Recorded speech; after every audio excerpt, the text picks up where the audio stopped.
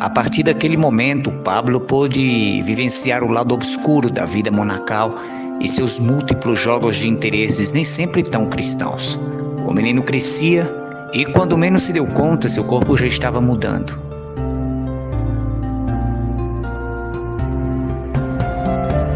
Aos 13 anos era um pré-adolescente, já acostumado com o ritmo monástico que, até certo ponto, o fazia distrair-se de sua profunda infelicidade. A puberdade mexeu violentamente com ele e foi justamente nessa etapa que ele começou de fato a reconhecer a atração sexual por uma campesina de 21 anos, que sempre estava à vista durante seus passeios quando Aleph decidia ir com ele banhar-se à margem do rio. Embora nunca tivesse trocado uma palavra que seja, o menino nutria por ela desejos lascivos. E foi justamente por ela que descobriu o deleite que uma mão podia lhe proporcionar.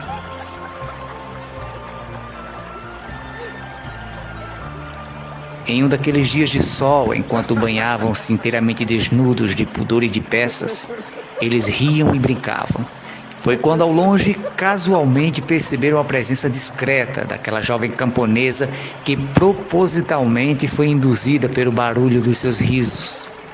A verdade é que Catarina, esse era o nome dela, crescera ali nas redondezas, ao lado das paredes que dividiam a abadia da aldeia, e conhecia o Aleph desde pequeno.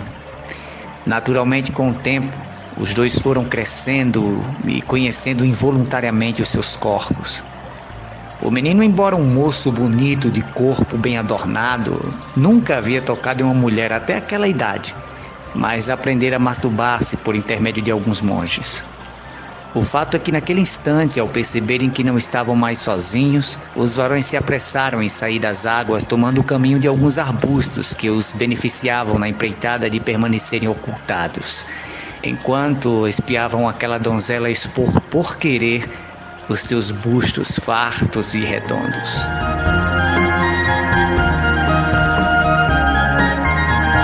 Pablo, vez por outra, olhava para o Aleph, decifrando sua imaginação promíscua, e deduzia também sua sede de prazer por aquela garota. Uma sede incontrolável que o fez manipular o seu membro, enquanto aquele jovem inocente testemunhava tudo, perplexo.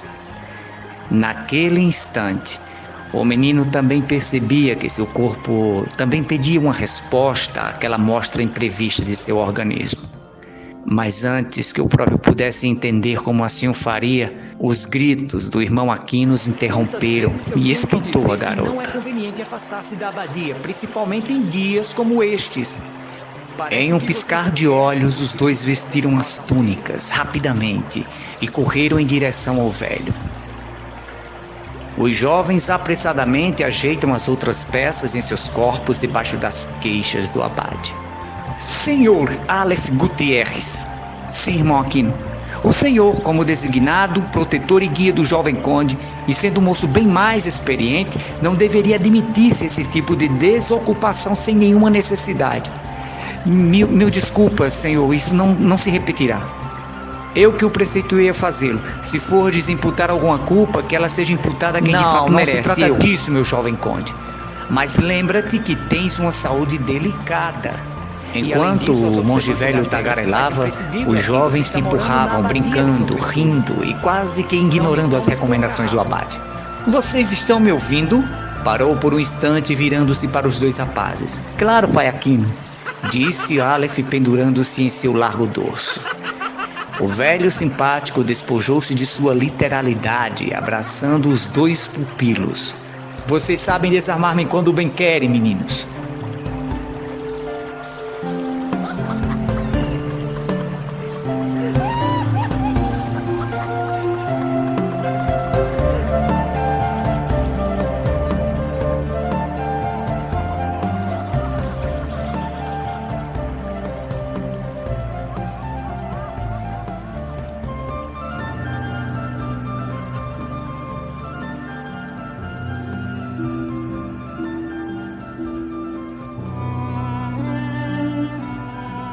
De fato, o conde sabia a importância que a companhia do Aleph tinha para o pequeno conde.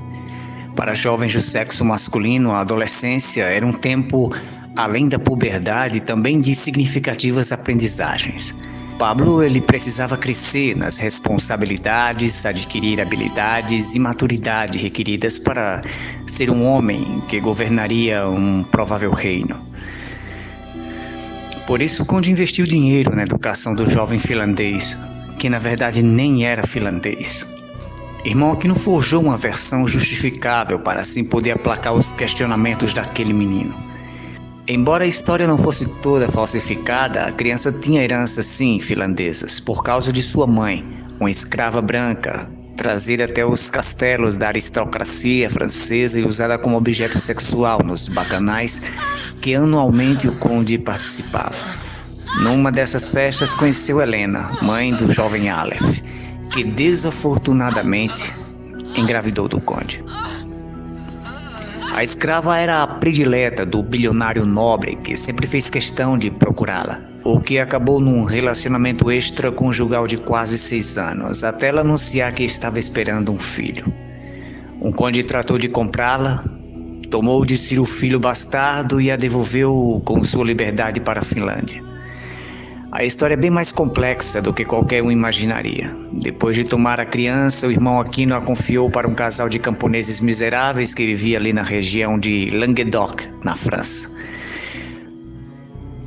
Quando o varãozinho bastardo completou os 5 anos de idade, ele articulou o plano para que a criança trocasse de família e assim tudo desse a parecer que ele tinha sido sequestrado por traficantes de escravo. Aos 6 anos, o Aleph conheceu Abade e desde aí ele narra essa louca história para quem quer escutá-lo. Esse era um dos inúmeros segredos que existiam entre o conde e o religioso. Uma amizade fortalecida entre escambos secretos e pactos firmados sobre crenças ocultas. Bem mais secretas e poderosas que outras seitas perseguidas pela igreja do século XIII. Aquino e Álava eram infiltrados na igreja cristã católica. Estavam acima de qualquer suspeita. O conde poderosamente rico para encobrir qualquer vestígio de heresia e o monge carismaticamente persuasivo para confirmar a quem quer que fosse a sua total devoção e obediência ao catecismo romano.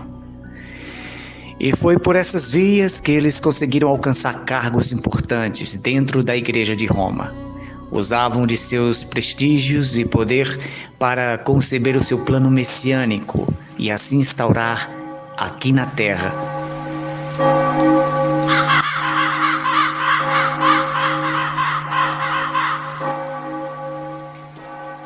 o reino de Étios.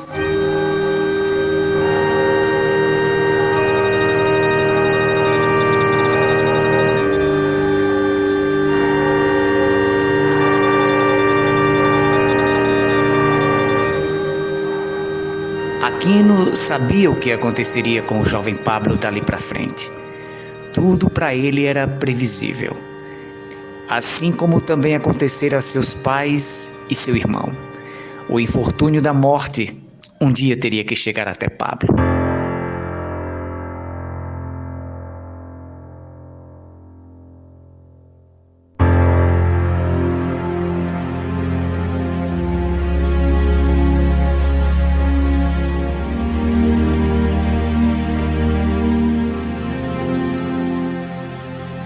Completamente alheio à sua condição de vida, carregando uma enfermidade crônica que o impedia de viver uma vida naturalmente livre como o próprio Aleph, o que ele podia fazer era dedicar-se a atividades mais internas, como leituras, aulas de cavalaria, escritas poéticas, principalmente de aventuras cavalheirescas.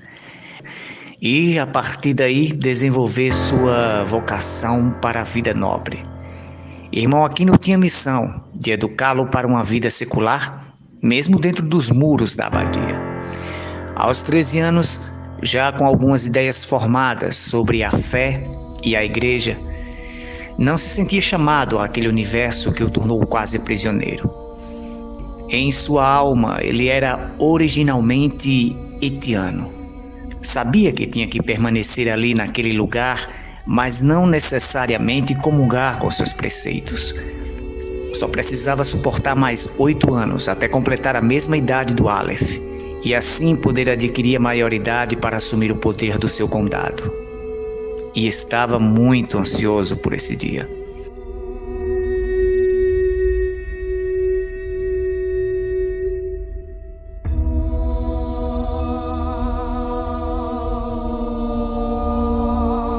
Submergido no universo cristão católico, aquele que no futuro se tornara uma figura terrível para a igreja, foi de fato um adolescente muito questionador e crítico com as práticas daquela religião.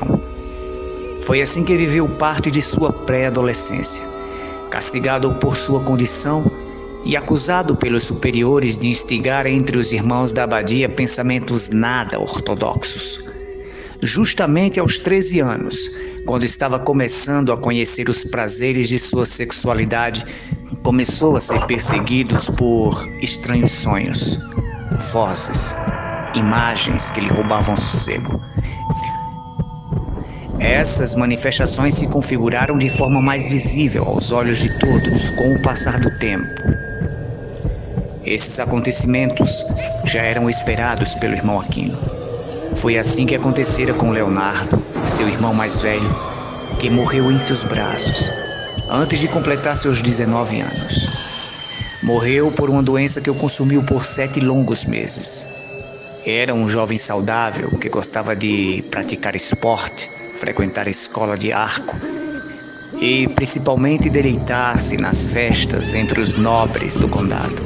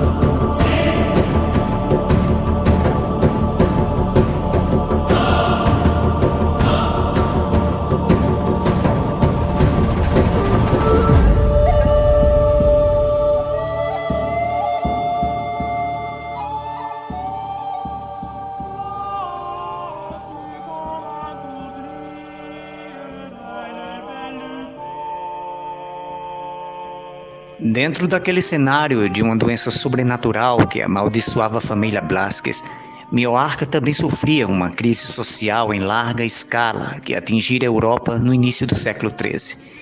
Milhares de mortes marcava assim o período de terror no continente e com isso o abastecimento de algumas aldeias.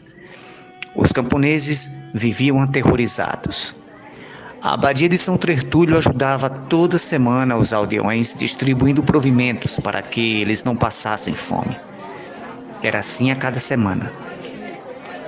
Em dias como esse, Catarina dava o ar de sua graça, se ajeitando naquela enorme fila de aldeões famélicos em busca de comida. Pablo e Aleph estavam sempre lá, ajudando ao irmão Amélio e outros 2 irmãos a atender o ajuntamento que se formava no pátio dos fundos, que dava acesso a um logradouro de casas daquela pequena aldeia. O jovem criado, vez por outra, esticava o pescoço a fim de ver a donzela no meio daquela multidão enfileirada. Não demorou muito para que ela aparecesse, ofegante pela pressa, mas com semblante entusiasmado por ver aquele varão que turbava os seus pensamentos libidinosos. Pablo notou a expressão do jovem logo que viu a camponesa. Não demorou muito para que ela chegasse até eles, e com aquele sorriso faceiro e um leve cumprimentar de sobrancelha, instigou o pupilo a acompanhá-la até a metade de seu caminho. Claro que da outra metade do caminho ela desejava outra coisa. O jovem namorado deixou que a moça cruzasse os limites do portão dos fundos da abadia para não sugerir aos olhares que ele a seguia. Depois cochichou aos ouvidos de Pablo, saindo às pressas ao largos passos em busca daquela menina. Sem delongas, eles já estavam lado a lado. "Por que me segues?" Somou a pergunta a um sorriso largo, como quem já sabia da resposta. "O tempo não está favorável para donzelas sair sozinhas por estes caminhos." Ela sorriu de novo enquanto o admirava. Estavam a espiar-me no rio, eu sei disso. Não fazes distinto, sei que espreita também nossos banhos. Como vês, somos movidos pelos mesmos propósitos e desejos. Ela apressou os passos, correndo, como quem desfilasse, desviando o caminho em busca de um arbusto copado que lhes defendiam de quaisquer olhares. O jovem sedento a agarrou impetuosamente, enquanto ela mesma arrancava a peça que lhe cobria os lindos seios. Pela primeira vez, o jovem pupilo tocava os lábios naquele farto instrumento. Sua ganância por eles lhes apressava as mãos ao tocá-los, enquanto deles retirava os lábios, levando-o até a sua boca morada e de hálito puro. Ela por um momento interrompe, ajeitando os cabelos e recompondo as vestes. Depois, ainda ofegante e não menos excitada, olha em direção a uma velha casa ao lado de uma cerca. Não há ninguém lá.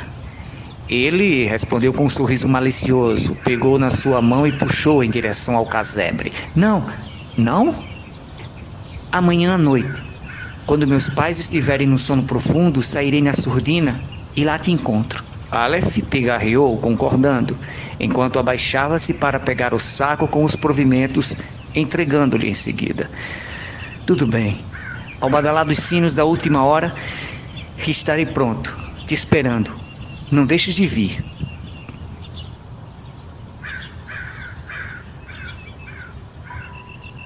Naquele dia, depois que a lua apresentou-se formosamente bela sobre um céu acortinado de estrelas, Pablo estava em seus aposentos, solitário, olhando de novo, bem concentrado, aquela pedra misteriosa. O seu brilho intenso, vez por outra, parecia dar formas a rostos desconhecidos. E lembrou do pai quando dizia: Essa é a pedra das almas. Aquilo lhe incitava ao mesmo tempo que lhe provocava um certo tanto de medo. Não que ele tivesse medo das almas, mas a impressão que lhe dava era que aquelas lá, que habitavam dentro do diamante, não faziam bem que o seu pai prometera. Eram almas sombrias, malfeitoras, desviadas da missão de acalmar-lhe. Muito pelo contrário. Suas insônias pareciam ser provocadas por ele. E foi quando ali, diante dele, surge o velho Aquino. Em que pensas, meu lindo conde? O menino, ainda olhando para a pedra, o responde: Por que meu pai fez questão de dar-me essa pedra? Não lembra o que disseste teu pai, meu querido? É uma pedra de valor inestimável que liga a história de teus antepassados. Ela te serve como amuleto. Seu destino está atrelado a ela. Não, o meu destino está atrelado à morte. Eu irei morrer como a minha mãe, o meu pai e o meu irmão, e todos lá daquele castelo. Não é isso, pai Aquino? Diga-me, fala para mim a verdade. O velho aproximou-se do menino, sentando-se ao teu lado na cama. Não posso dizer-lhe a verdade, porque não sei. O que sei é que essa pedra me provoca um mal nunca antes sentido, disse o garoto, lançando a insígnia para bem longe. Não! Gritou o velho monge ao acompanhar com seus olhos a pedra sobrevoar o espaço daquele quarto até se chocar contra a parede. Imediatamente um trovão rasga o ambiente silencioso daquela noite tranquila e estrelada.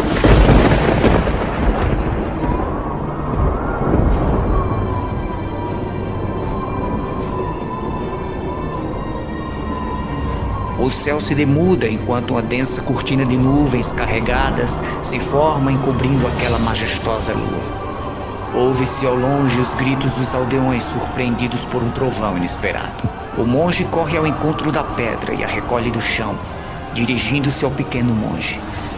Ele tenta manter a calma ao explanar mais sobre aquele enigma daquele talismã vermelho. Meu querido Pablo. Naquele momento, coloca a pedra de volta nas mãos da criança. Imediatamente, a natureza volta a se acalmar. Os uivos dos ventos silenciam e as nuvens se espaçam. Pablo se assusta com o que via e olha aturdido nos olhos do velho abade.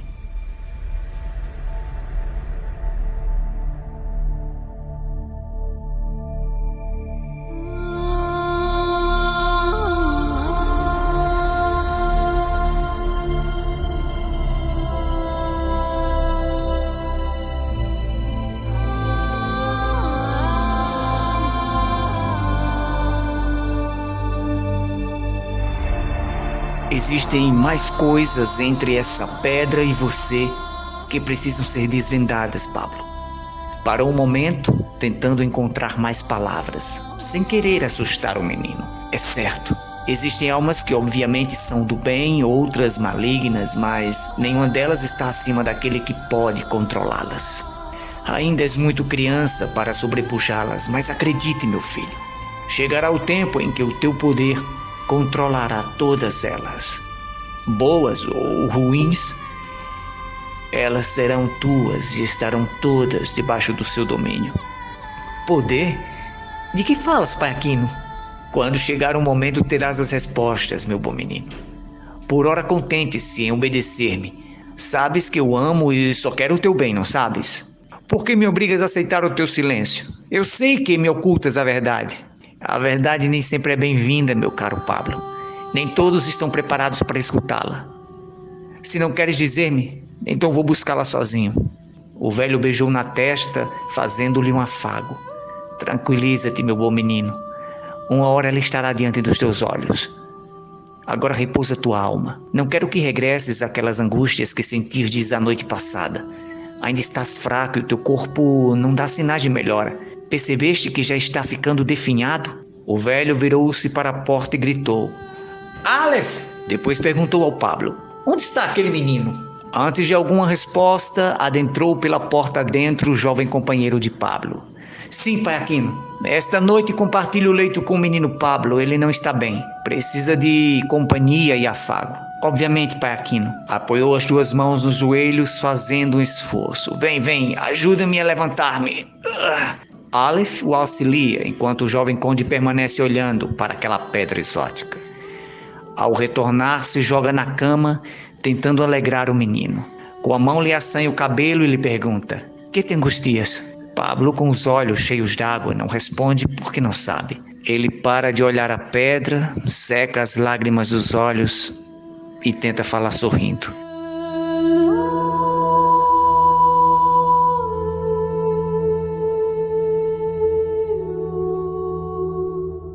Devaneios. Sabes que estou aqui para tudo, não sabes? Ele até que tentou, mas não pôde evitar de novo as lágrimas e respondeu, tentando fazer piada para despistar os olhos de Aleph dos seus. Estás comigo porque foras comprado. Não serias o mesmo Aleph se contasse com o teu livre-arbítrio. Talvez não, mas talvez sim. Quem pode determinar os caminhos de um homem é o seu senhor, ou a sua liberdade. E onde estarias se não tivesses aqui na abadia? Aleph pegou um travesseiro e o pressionou no colo. Naqueles seios imaculados, fartos e rotundos, disse jogando o travesseiro em Pablo. Eles riam. Você gosta dela? Eu gosto. Oh, linda donzela, deixe-me lambrecar na abundância dos teus seios.